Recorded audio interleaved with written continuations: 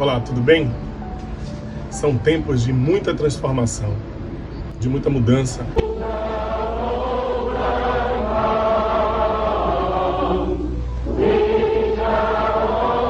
Também foi um ano para não se esquecer. To you today, my friend,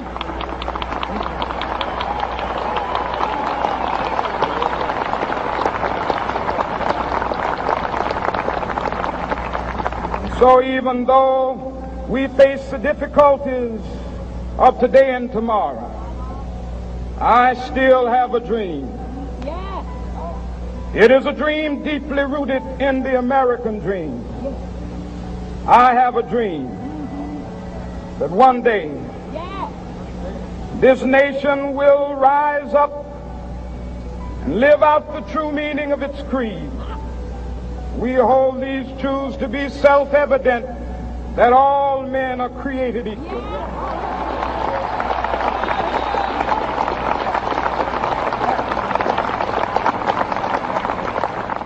Eu também tenho um sonho. E eu sei que você tem também vários, muitos. E eu acredito que a educação é o caminho para a grande revolução.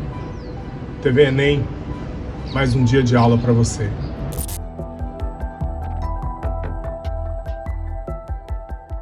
Olá pessoal, tudo bem? Eu sou Cadu, sou professor de Geografia e vim falar aqui com vocês hoje sobre um assunto bem importante, que é a cartografia, um assunto muito presente em vários vestibulares e especialmente no Enem. A história da cartografia é bastante antiga, remonta de pelo menos 2.500 anos antes de Cristo. Um mapa desenvolvido pelos sumérios numa placa de argila de uma antiga região chamada Gassur, na Babilônia, é a referência histórica mais antiga que a ciência tem conhecimento, que estabelece como referência, portanto, o surgimento da cartografia. A cartografia, ao longo dos últimos anos, vem trazendo para o dia a dia, né, da nossa sociedade uma contribuição significativa. É muito comum que vocês, por exemplo, tenham se deslocado através do espaço utilizando seus smartphones, com localizações bem específicas baseadas no sistema de posicionamento global, que a gente chama de GPS, o Global Position System, um sistema formado por inúmeros satélites que formam uma constelação gigante ao redor do nosso planeta e que se comunica diretamente com os nossos smartphones, que a partir de um software, ou seja, um aplicativo, um programa de computador, que é caracterizado como SIG, Sistema de Informação Geográfica, ao se comunicar com esses satélites, nos direciona com precisão para o lugar que a gente quer ir. Basta que a gente digite um endereço. Esse endereço nada mais é que, depois de transformado no software em coordenada geográfica, exatamente isso que eu acabei de falar, um ponto de interseção entre um paralelo e um meridiano que identifica exatamente o local para onde você quer ir. Com base numa carta, com base numa base cartográfica que estará no seu smartphone, através de programas super conhecidos, que vocês já utilizam, como por exemplo o Google Maps, um simples comando de ir lhe orienta se você quer ir de carro, se você quer ir de transporte público, se você quer ir a pé, se você quer ir de bicicleta, até o seu destino. E com muita precisão você consegue alcançá-lo. Esse é um dos exemplos da presença no dia a dia da cartografia. Mas existem aí informações bem importantes que eu vou passar para vocês agora, que com certeza vão aparecer se a cartografia estiver presente numa prova de vestibular, vão aparecer para vocês e que vocês devem dominar bastante na hora de responder às questões. Por exemplo, estamos falando de uma ciência responsável pelo estudo e confecção de mapas, cartas e plantas. As cartas e as plantas são diferenciados pela sua escala. E nós vamos falar depois, num outro momento, sobre esse tema, escala. Mas é importante você entender que existem escalas grandes, médias e pequenas. As escalas, ou seja, as reduções que o espaço sofre para que ele caiba numa folha de papel, eles podem ser muito grandes. Essas reduções podem ser muito grandes, o que geram escalas pequenas. E depois a gente vai analisar qual a numeração que define essas escalas, o que é uma escala grande, média e pequena. Escalas médias, por exemplo, são as famosas cartas. Uma das cartas mais famosas são as cartas náuticas, utilizadas para navegação. Mas existem as plantas, que com certeza você já deve ter visto uma, você deve ter a planta da sua casa, que é uma escala grande, com um nível de detalhamento muito grande e com um nível de redução relativamente pequeno.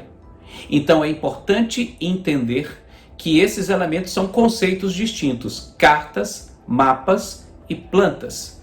E essas definições são justamente relacionadas à escala. Um outro elemento importante que vocês têm que ficar atentos na análise aí e como introdução de cartografia são os tipos de representações cartográficas gerais, os tipos gerais. Quando nós vamos analisar uma representação cartográfica como um mapa, nós percebemos que alguns mapas trazem informações bem generalizadas. Chamamos esses mapas de mapas gerais. Mapas, por exemplo, que são muito comuns na escola, pendurados ali na parede da sala de aula. Você tem ali divisão dos estados, nome dos municípios, ali também aparecem rios, estradas e uma série de outras informações ao mesmo tempo. Chamamos um mapa desse tipo, e aí falando da classificação geral, de um mapa geral.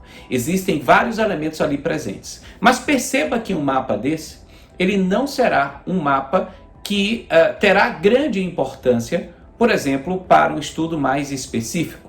Se você é geólogo, se você é climatólogo, se você é pedólogo, estuda solo, por exemplo, você precisará de uma representação cartográfica específica que traga aquela informação própria que você procura. Então, por isso que existem os mapas que são temáticos. Então, observe, o grupo geral que eu falei, mapas gerais, o outro grupo, mapas temáticos. São mapas que, como o próprio nome está dizendo, trará um tema ou 2, 3 no máximo que se relacionem. Um dos mapas temáticos mais comuns que vocês com certeza conhecem é o mapa que traz, por exemplo, a classificação dos domínios morfoclimáticos brasileiros. Essa classificação dos domínios morfoclimáticos brasileiros irá demonstrar a Amazônia, a região do Sertão e da Caatinga, a região dos Pampas Gaúchos e do Cerrado e uma série de outros elementos naturais que, combinados, fazem com que o estudioso, através dessa classificação do grande geógrafo Aziz Absaber, possa identificar com mais precisão o seu objeto de estudo. Então, no contexto geral da divisão dos mapas, das representações cartográficas, nós vamos ter essa divisão, mapas gerais e mapas temáticos. Bom, ao falar da cartografia moderna, e começamos a falar recentemente sobre isso, é importante que vocês fiquem muito atentos a expressões como geoprocessamento ou sensoriamento remoto.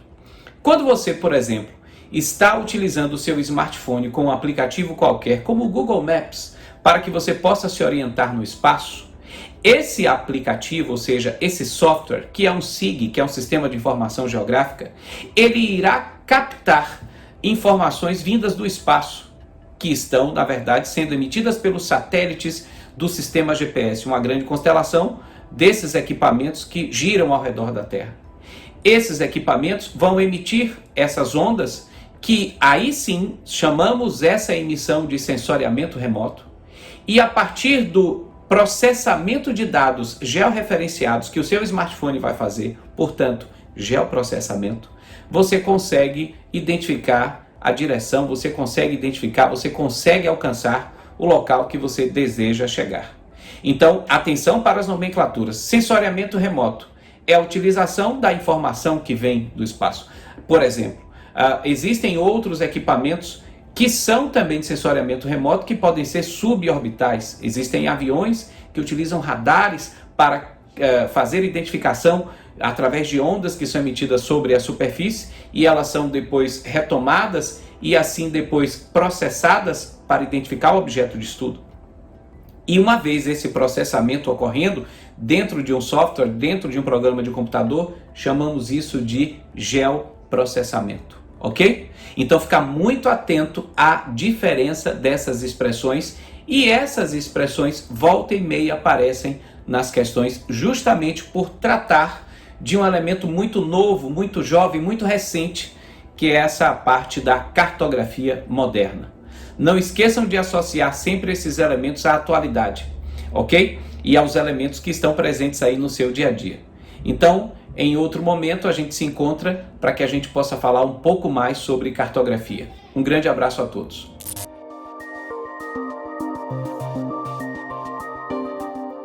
E aí, moçada bacana, beleza? Aqui é Zelão Teixeira e nós vamos conversar um pouquinho agora nessa aula sobre questões sociais, né, envolvendo o campo todo da sociologia, né? Então nós temos 3 pontos aqui a serem tratados hoje, né?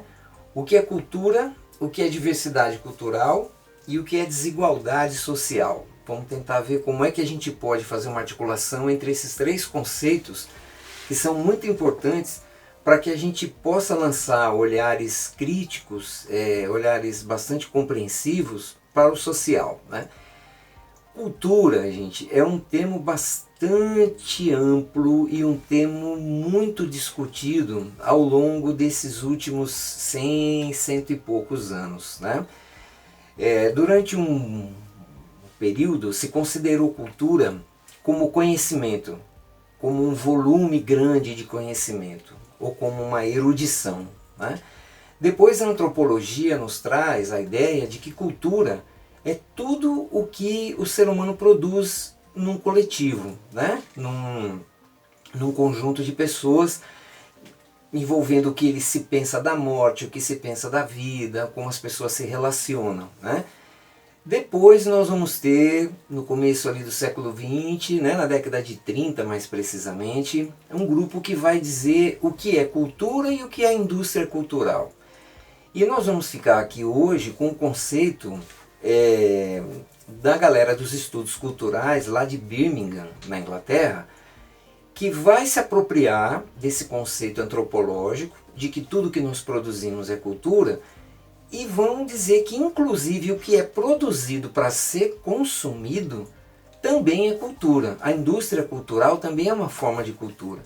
Então nós podemos compreender que desde uma música do Beethoven até uma música do Bel, do Chiclete com Banana no carnaval, produz sentidos, produz significados. Então podemos considerar isso como cultura também.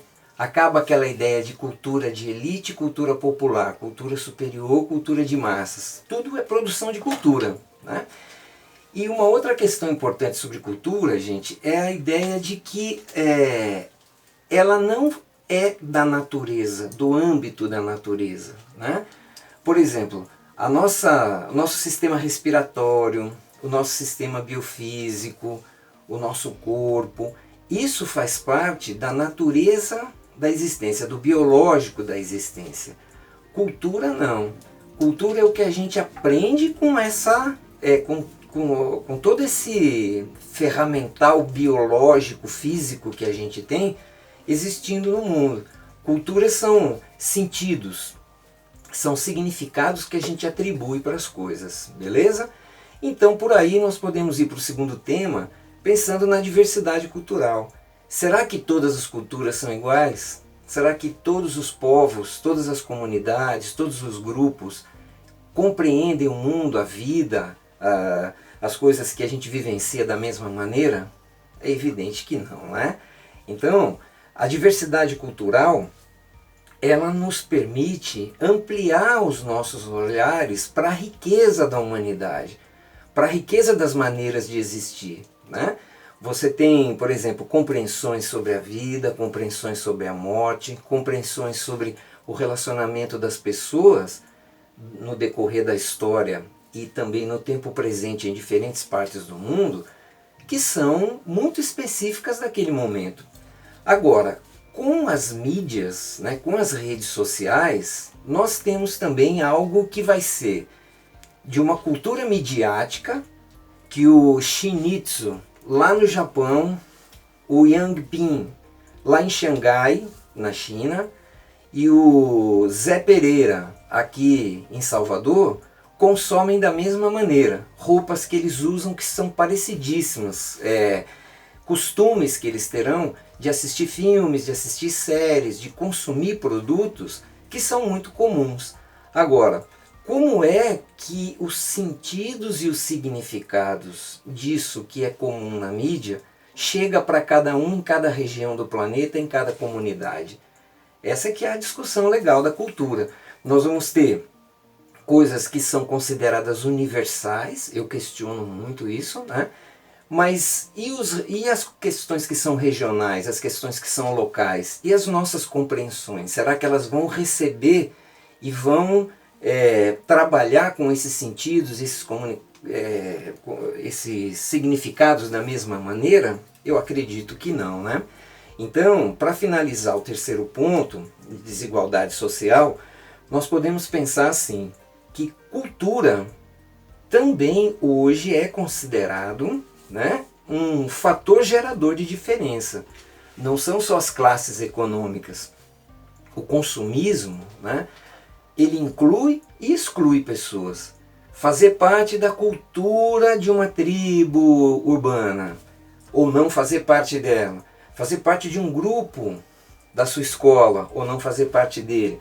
O que é que nos faz nos sentir pertencentes a determinados grupos? São os significados e as questões culturais. Então, você pode ser rico ou pobre, mas dependendo do que você consome, você também vai ter uma geração de diferença muito grande, não só as classes, né?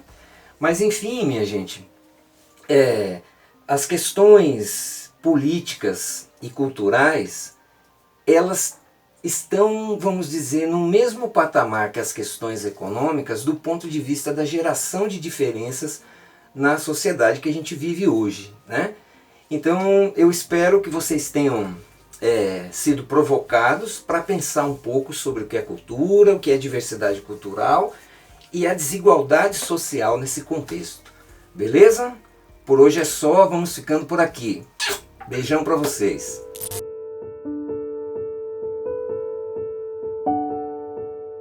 Está na hora da gente falar sobre motivação. Mas quando a gente fala de motivação, a gente precisa, na verdade, desmistificar alguns conceitos. Se você se guiar sempre pela motivação para fazer suas atividades, você vai ter que se perguntar: como é que fico a fim de fazer tal atividade?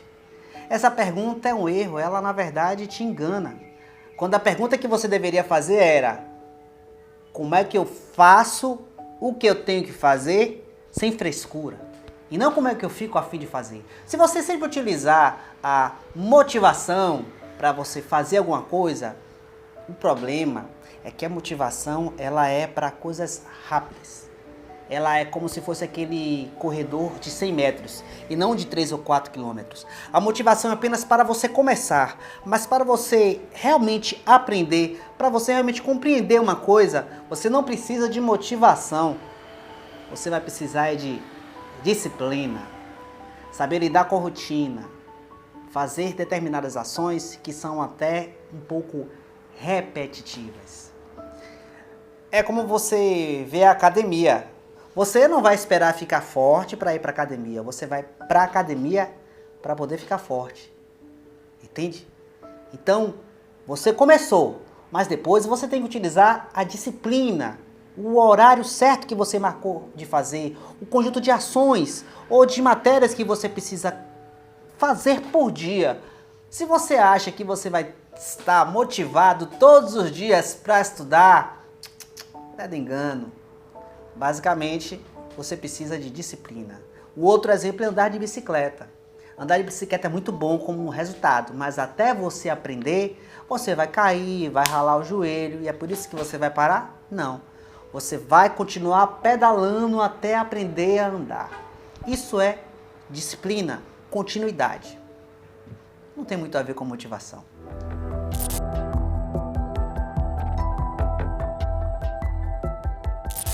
Olá galera, professor Denis, professor de matemática. Vamos trabalhar um pouco de algumas questões que são pré-requisitos para você acabar com a prova do Enem. Equações do segundo grau. Gente, toda vez que nós falamos de equação do segundo grau, eu lembro dessa forma: ax2 mais bx mais c igual a zero. Onde a, b e c, que são os coeficientes, tem que pertencer a R e a tem que ser diferente de zero. Ok? Toda equação do segundo grau, ela tem por essa nomenclatura aqui, ó, essa estrutura: ax2 mais bx mais c igual a zero. Daí é importante identificar esses coeficientes a, b e c. A é o termo que acompanha, ó, o termo de grau 2, o b é o termo que acompanha, ó, o termo de grau 1 e o c é o termo independente. Olha só esse exemplo aqui, ó, exemplo 1. X ao quadrado menos 3x mais 4 igual a zero. Quem é a? A que acompanha x ao quadrado? 1. Quem é b? Menos 3, que acompanha x, termo de primeiro grau. Quem é c? 4. Na segunda, quem é a? 1. Mas de nenhum, eu não estou vendo esse a, mas você sabe que aqui ele está aqui, ó, do lado. Então, ó, 1. Quem é b? 2. Quem é c? Menos 3. Y ao quadrado menos 3y igual a zero. Quem é a? 1. Quem é b? Menos 3. Quem é c? Não tem, é o termo independente, c é zero. E na quarta, y ao quadrado menos 4 igual a zero. Quem é a? A igual a 1, ó, 1. Quem é b? O termo de expoente 1, não tem, é zero. E quem é c? O termo independente, menos 4. Então é importante você determinar quem é a, quem é b, quem é c. Daí, gente, eu quero falar de dois caras.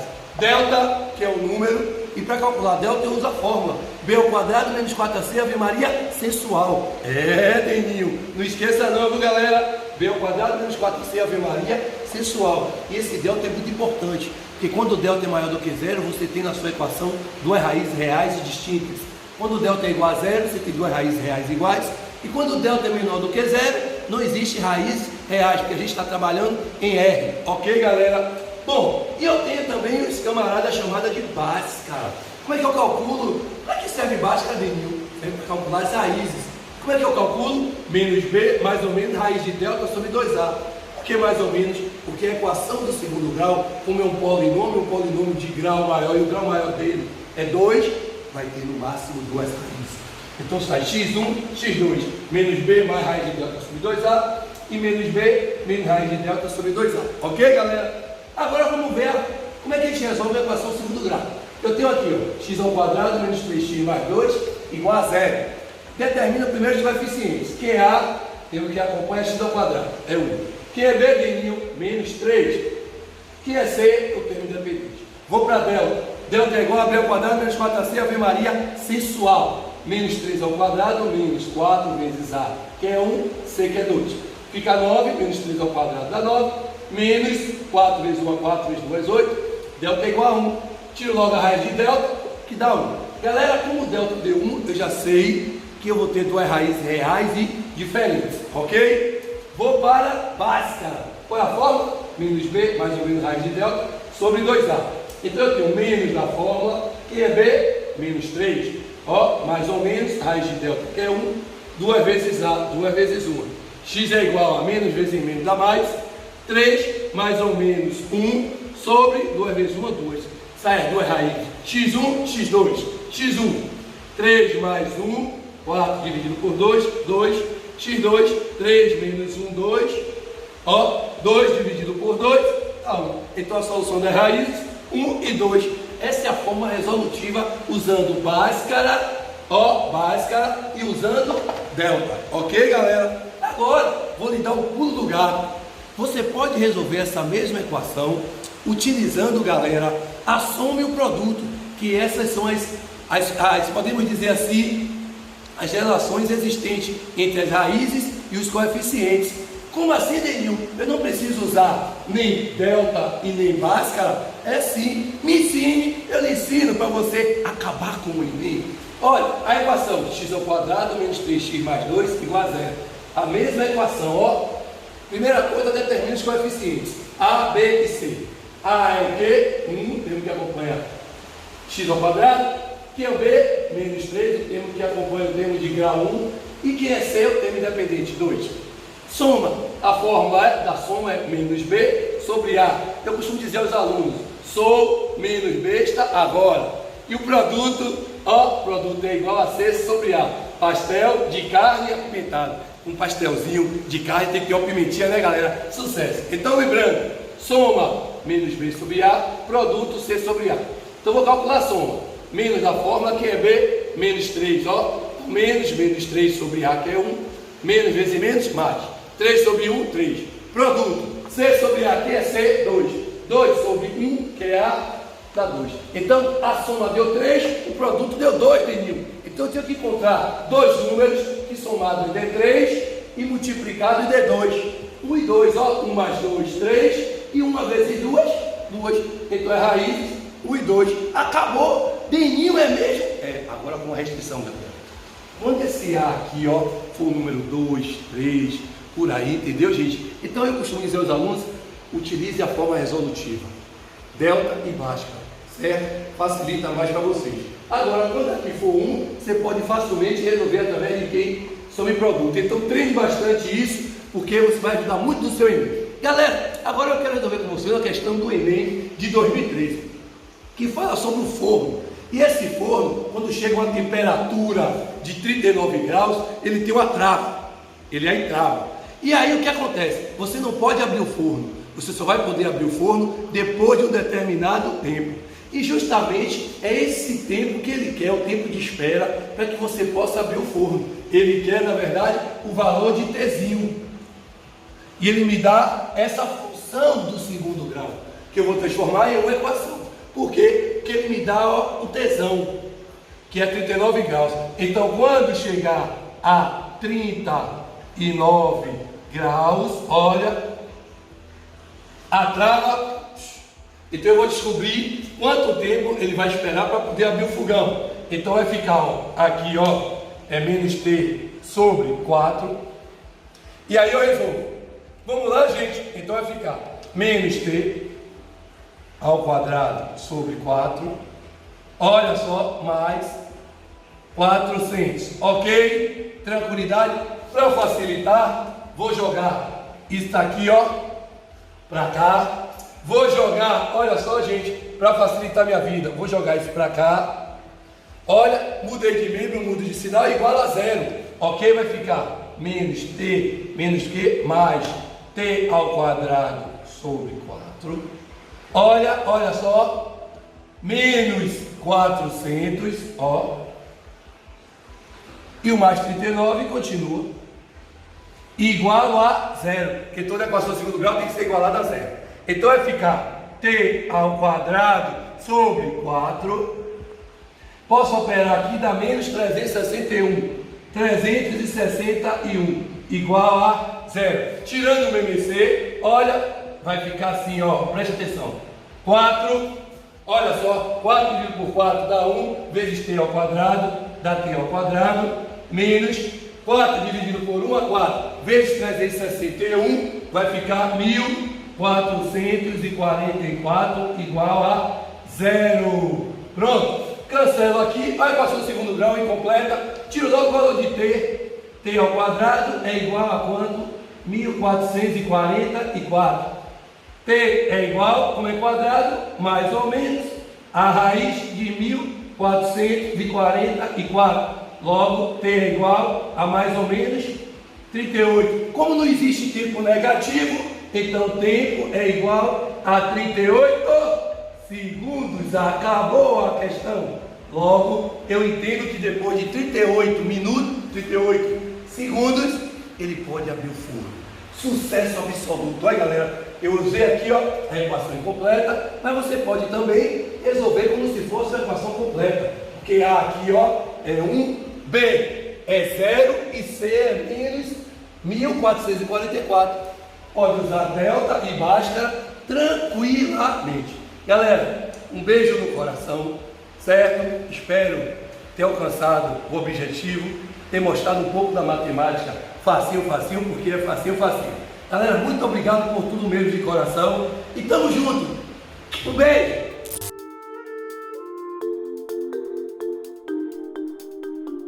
Sejam bem-vindos, professora Carlina Azevedo, professora de Biologia, e hoje nós vamos falar sobre introdução ao conteúdo que eu amo introdução ao conteúdo de genética, tá? Genética é essa parte da biologia, né, que estuda a transmissão das características hereditárias, a manifestação dessas características e como a gente pode utilizar a genética ao nosso favor. Então, pessoal, nós vamos começar com os conceitos básicos relacionados à genética. O que é o genótipo? Genótipo é o conjunto das características que são herdadas dos nossos ancestrais. Um exemplo disso é a predisposição a um determinado tipo de doença. E o que é o fenótipo? O fenótipo é a expressão do meu genótipo sofrendo a influência do ambiente. Por exemplo, eu vou dar uma situação aqui para que a gente possa analisar. Quando eu digo, por exemplo, que o indivíduo ele nasceu com prognatismo mandibular, ou seja, ele tem a mandíbula mais voltada para frente, que é um tipo de alteração genética, e quando eu digo que esse indivíduo prognata, ele fez uma cirurgia plástica que fez a correção desse mandibular, eu estou falando que esse indivíduo alterou o seu fenótipo, tá? Ou seja, ele fez uma alteração fenotípica. Por quê? Quando eu falo sobre a minha cor de cabelo preto, eu estou falando sobre o meu fenótipo. O fenótipo é mais fácil de ser modificado. O genótipo humano, para que ele possa ser modificado, é preciso um processo de manipulação genética, uma exposição à radiação ou a determinadas substâncias que alterem os genes humanos, tá? Outro conceito importante dentro da genética é o conceito de homozigoto. Homo, igual. Então, o que é um indivíduo homozigoto? É aquele que apresenta alelos iguais. Azão, azão. Azão é igual a azão. Azinho é igual a azinho. Cezão é igual a cezão. Dezinho é igual a dezinho. Então, quando eu digo que o indivíduo é homozigoto, eu estou dizendo que ele tem alelos iguais, certo? O que é um homozigoto dominante? É aquele que expressa uma característica que é mais presente naquela população ou naquele grupo de indivíduos estudados. O alelo dominante, ele vem sempre, tá? O homozigoto dominante, ele vem sempre ilustrado pelas letras maiúsculas, tá? Homo de igual, então o homozigoto dominante, ele tem duas letras maiúsculas. Azão, azão, vezão, vezão, dezão, dezão, cezão, cezão. Já o homozigoto recessivo, ele traz aquela característica que é menos presente naquela população estudada. Então, o homozigoto recessivo, ele traz as características, tá? As letras minúsculas. Azinho, azinho, bezinho, bezinho, cezinho, cezinho, dezinho, dezinho. Vamos a um exemplo. Na espécie humana, o albinismo é uma característica recessiva. Nós temos aí aproximadamente 17 mil albinos em toda a população mundial. É um percentual pequeno se a gente for comparar toda a população do mundo. Os indivíduos com albinismo, eles possuem os dois alelos para o albinismo. Eles são azinho, azinho, que é uma característica recessiva. E só se manifesta se a gente receber os dois alelos, um do pai e um da mãe, certo? O que é um indivíduo heterozigoto? Heterozigoto é um indivíduo que tem alelos diferentes. Hetero, de diferente. Então, o indivíduo heterozigoto, ele tem um alelo dominante e um alelo recessivo. Azão, azinho, bezão, bezinho, cezão, cezinho, dezão, dezinho. Hetero, de diferente. Homo, de igual. Aqui eu tenho uma ilustração para vocês de um cariótipo humano. O que é o cariótipo humano? É a sequência de cromossomos do corpo humano. Nós, indivíduos normais, Homo sapiens, que apresentamos um cariótipo sem alteração genética, nós temos 46 cromossomos no nosso cariótipo, dividido em 23 pares, tá? Nós apresentamos esse cariótipo aqui até o par 22, a gente tem os chamados cromossomos autossômicos, e o par 23 é chamado de cromossomo sexual. Se esse indivíduo for um homem, o cromossomo dele é XY, nesse par que é o par 23, ou par sexual. Se o indivíduo for do sexo feminino, ele tem XX no último par cromossômico, ou par 23. Quando o indivíduo apresenta uma alteração genética, ele não tem 46C, que são 46 cromossomos. Ele pode ter cromossomos a mais ou cromossomos a menos. Um exemplo disso é a síndrome de Down. O indivíduo que apresenta síndrome de Down, aqui no par 21, ele apresenta 3 cromossomos, que é a chamada trissomia do par 21. Ao invés de ter 2 pares cromossômicos, um que veio do pai e um que veio da mãe, esse indivíduo apresenta 3 pares cromossômicos. Isso é uma alteração genética. Só para a gente recapitular, cariótipo humano normal, 46 cromossomos. Um a mais ou um a menos caracteriza uma anomalia genética.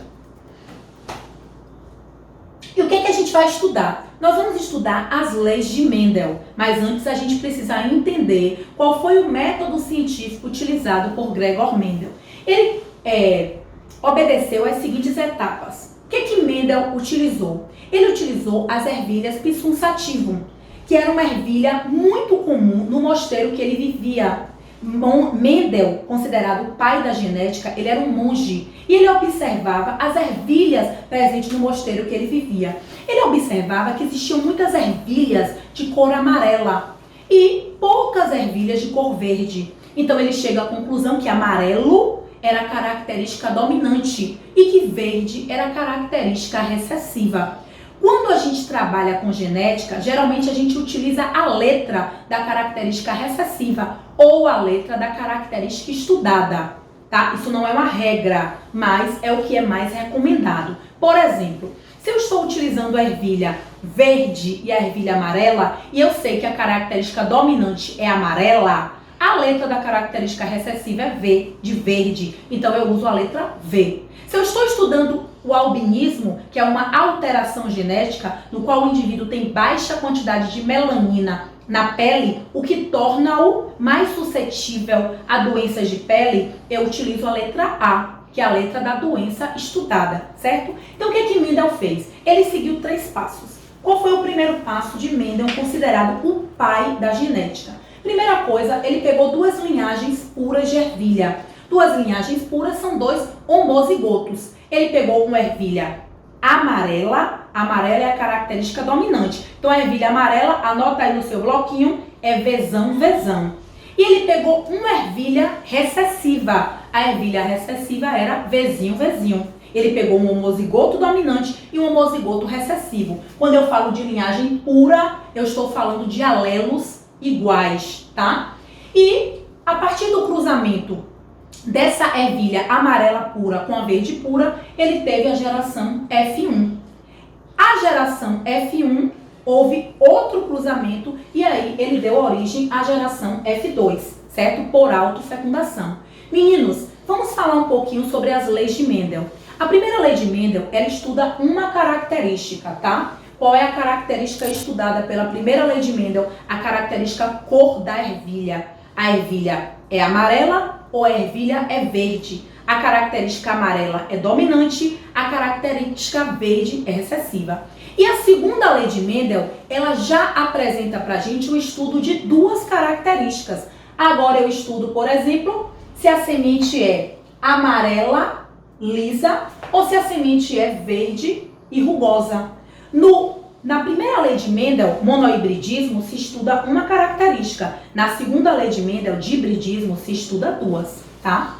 E se utiliza muito o quadro de Punnett quando a gente faz o cruzamento entre os gametas, tá? Então, aqui a gente coloca os gametas presentes em uma espécie, aqui a gente coloca os gametas presentes em outra espécie. O quadro de Punnett é um velho conhecido de todos nós. E meninos, eu trago uma questão do Enem 2018 para a nossa resolução. Olha só, no ciclo celular atuam moléculas reguladoras, dentre elas a proteína P53. Ela é ativada em resposta a mutações no DNA, evitando a progressão do ciclo até que os danos sejam reparados ou induzindo a célula à autodestruição. Detalhe, o que é a proteína P53? Ela é um supressor.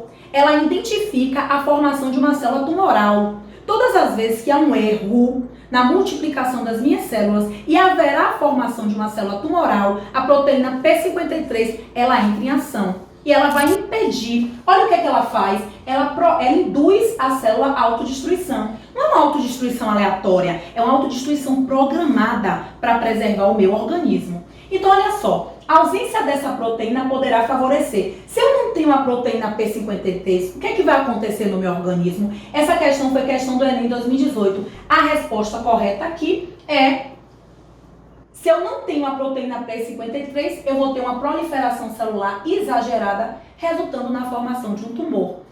Eu espero que vocês tenham gostado da aula de hoje e até a próxima.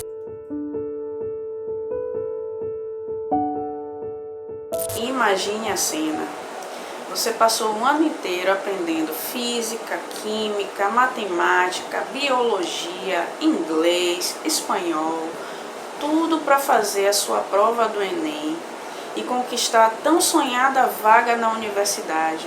Mas lamentavelmente, no dia da prova, você pegou uma gripe e não pôde comparecer. É um verdadeiro filme de terror uma situação dessa, não é mesmo? É por isso que eu, a nutricionista Amanda Paris, estou aqui hoje para ajudar vocês a cuidar da sua imunidade.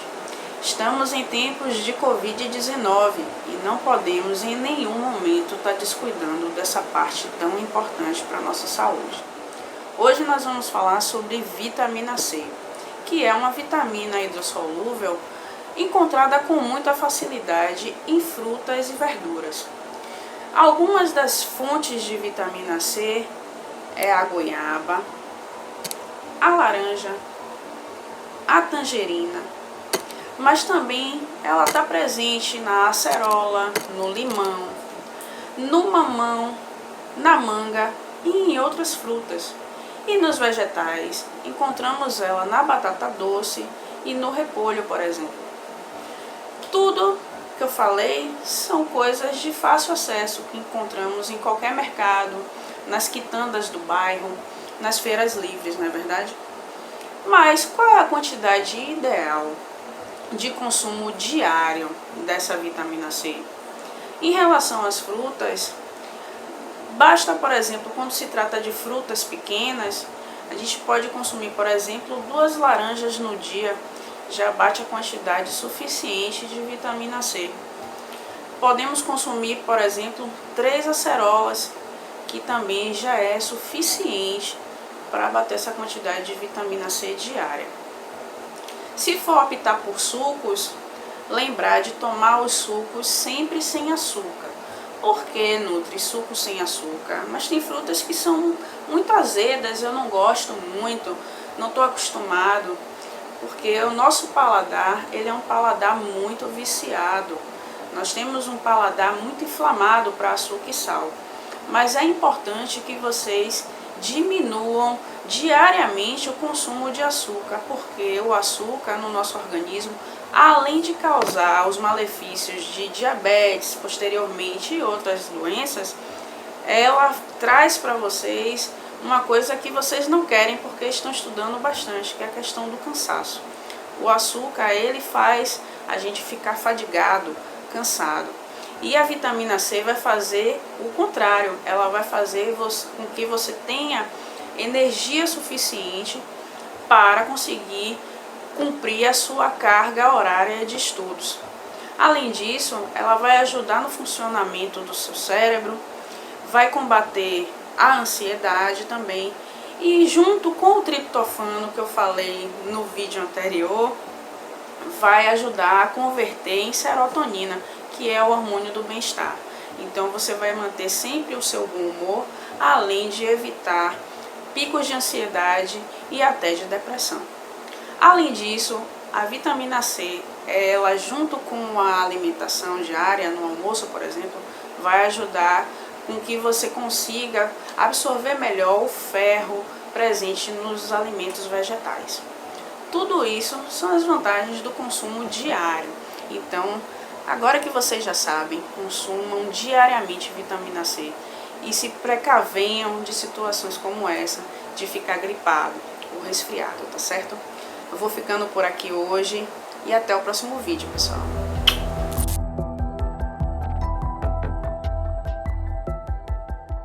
Gente, boa noite, tudo bem? Então, hoje eu vou retomar com vocês, até para efeito mesmo de continuidade, a obra do Nelson Rodrigues, né? O Teatro do Nelson Rodrigues. Então, assim, nós paramos nesse período exatamente, nesse teatro, chama Teatro Moderno, e suas rupturas. Então, para que eu possa dar prosseguimento, eu preciso tratar de volta isso com vocês. Então, o que se chama do teatro moderno que aparece na obra do Nelson Rodrigues, né? A ideia do moderno que já vem, que nós já conhecemos, que vem do início do século XX, tem a ideia de ruptura. Então essa ruptura vai continuar, enfim, mas não com aquelas rupturas da literatura, das artes plásticas. Então, o que é a ruptura em Nelson Rodrigues? Existia um tipo de teatro, até então era o que no Brasil predominava, era o teatro de costumes, né? Aquela coisa meio de piada, paródia. E você tem uma coisa inovadora apenas com o Oswald de Andrade, com o Rei da Vela, que traz uma perspectiva um tanto quanto diferente. Mas assim, o teatro moderno, o que é esse teatro moderno que não havia antes? É um teatro que aglutina uma série de recursos, né? Então, o teatro cênico. Então, não só o texto fala na peça, mas outros recursos também falam na peça. Então, quem já teve, vamos chamar assim, o privilégio de assistir Fantasma da Ópera, Cats, O Rei Leão, essas peças, vocês conseguem imaginar essas peças sem os recursos cênicos? Né? Impossível. Então, é isso aí. Nessas peças do Nelson Rodrigues, os recursos cênicos serão determinantes para a produção do sentido das peças. Essa é a ideia. Então, assim, nós vimos Vestido de Noiva, né? E tentar explicar por que os recursos cênicos serão importantes. Porque senão você não entenderia a peça. É uma peça que se passa em 3 planos, né? Então você tem a realidade, de onde parte a peça, obviamente, e depois prossegue a alucinação e a seguir a memória. Tudo isso sentado num tripé que envolve Alaide, que é a protagonista, Lúcia, que é a irmã dela, e Pedro, né? Que é o affair, né? O amor das duas. Então, assim, só que são três momentos diferentes. Então você tem um momento da realidade que se dá a partir do atropelamento da protagonista, que é a Alaide. Então, o que é o cênico nessa parte? Porque os recursos cênicos dão conta do barulho do freio, da gritaria, entende? São recursos cênicos, enfim. Não tem uma ambulância lá, não tem um carro lá que vai atropelá-la, não é nenhuma ambulância que vai socorrê-la, você tem os sons eletronicamente dispostos. Então isso é uma novidade para o período. Então essa é a realidade, então ela é imediatamente apanhada para uma ambulância e levada para o hospital. E vai ser operada.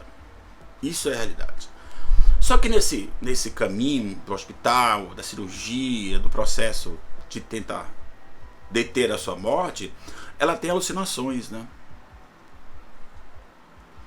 E a primeira alucinação que ela tem é que ela está num cabaré, num prostíbulo.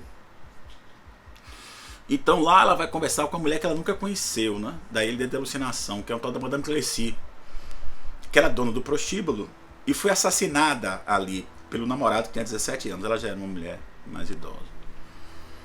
E aí, quando elas estão conversando, as duas, Alaide com a Madame Clécy, na alucinação, elas começam a conversar do passado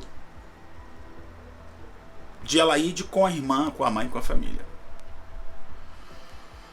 Da infância, adolescência, e que elas, as irmãs Alaide e Lúcia, nunca tiveram uma boa relação. Principalmente quando surge o namorado de Lúcia, que é Pedro. E elas vão contando isso, aquela coisa. Só que quem já viu essa peça tem uma coisa horrorosa. De repente, quando ela vai contando essas coisas, Alaide contando para Madame Clécy, aí vem um recurso cênico. a cena da peça apaga. E do fundo lá do palco há um projetor, né? De novo cênico, há um projetor que aparece em cima de uma mulher vestida de noiva, que é o nome da peça, de 43, pessoas 43. Você toma um susto horrível na peça, porque é desesperador. Ela faz mentira, então tudo aquilo que a Laide está dizendo, na visão dessa mulher, que ninguém sabe quem é mentira. E aí volta para a realidade, prossegue a cena. Então veja bem, pessoal, para que esses recursos cênicos? Para você separar. Porque as três coisas acontecem praticamente ao mesmo tempo. Você está no palco, que tem lá a sala de cirurgia, que tem a ambulância, né? Que tem também a conversa de Madame Cleci com a Laide, e que tem também a memória delas, das irmãs da família. Entende? Aí a obra prossegue, né? E aí continua na memória, até que um determinado momento da memória, ela já mocinha, já a Lúcia já é noiva do Pedro. Lúcia adoece com certa gravidade, e por conta dessa doença ela vai para o hospital.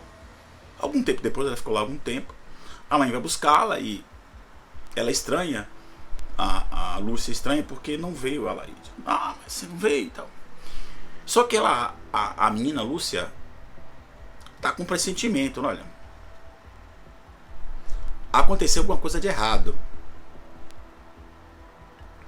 E aí quando ela chega em casa, vê o quarto de Laide vazio. Minha mãe, cadê a Laide? A Laide casou com o Pedro. Então ela tem aquele desespero, né? Que absurdo! E aí, nesse momento, Madame Cleci, na alucinação, pergunta: como é que você casa com o namorado de sua irmã? Que absurdo! Porque eu amava ele. Aí nesse momento, a noiva, que está lá vestida de noiva lá atrás do palco, ela já está em frente à mesa das duas. E aí o canhão de luz, e aí aparece essa noiva e tira o véu. E é Lúcia na alucinação. Aí volta para a realidade, a Laide morre na mesa de cirurgia, ela morre, e aí tem um enterro de Laide. Nesse enterro, Lúcia diz a Pedro, o viúvo: olha, eu nunca me casaria com você, Pedro. Mas por quê? Porque você é um assassino. Aí ele fala: mas você que mandou eu matar sua irmã. Aí você vai descobrir que a morte de Laide não foi acidental, foi uma trama dos dois. Aí a última cena aparece de novo recurso cênico, uma música de fundo de casamento, aquela música toda, e o casamento de Lúcia e Pedro. Então assim, há quem classifique essa obra da chamada tragédia moderna, porque ela não é pedagógica. Quer dizer, a tragédia grega dizia: olha, aqui tem um final cut, um desfecho, em que eu trago na grega uma moralidade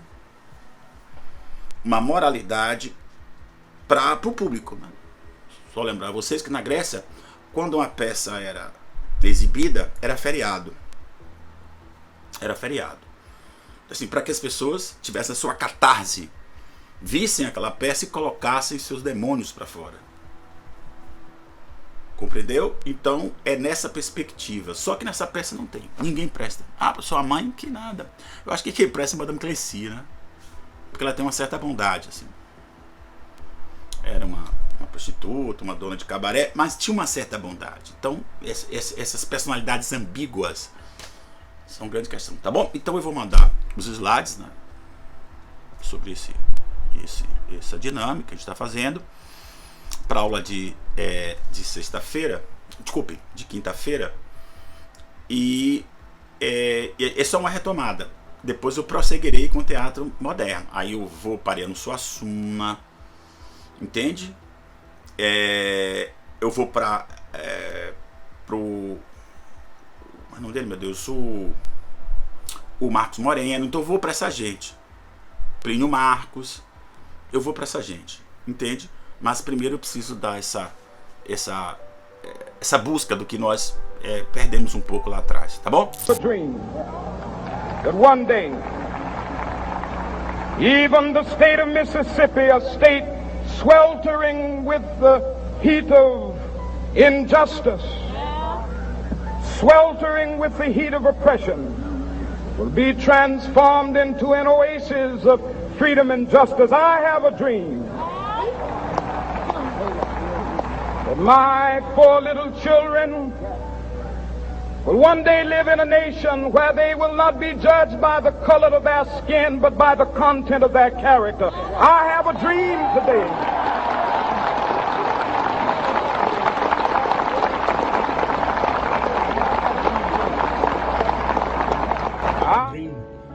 Eu tenho um sonho. Salve Martin Luther King, grande ativista da igualdade racial e grande referência para todos nós. TV Enem está nas plataformas de vídeo, no canal do Escritório do Pensamento, está na TV aberta, está na TV a cabo e, claro, acesse lá tvenem.com.br, se inscreva, divulgue com seus amigos, seus colegas. I have a dream, eu tenho um sonho e você, com certeza, está nesse meu grande sonho.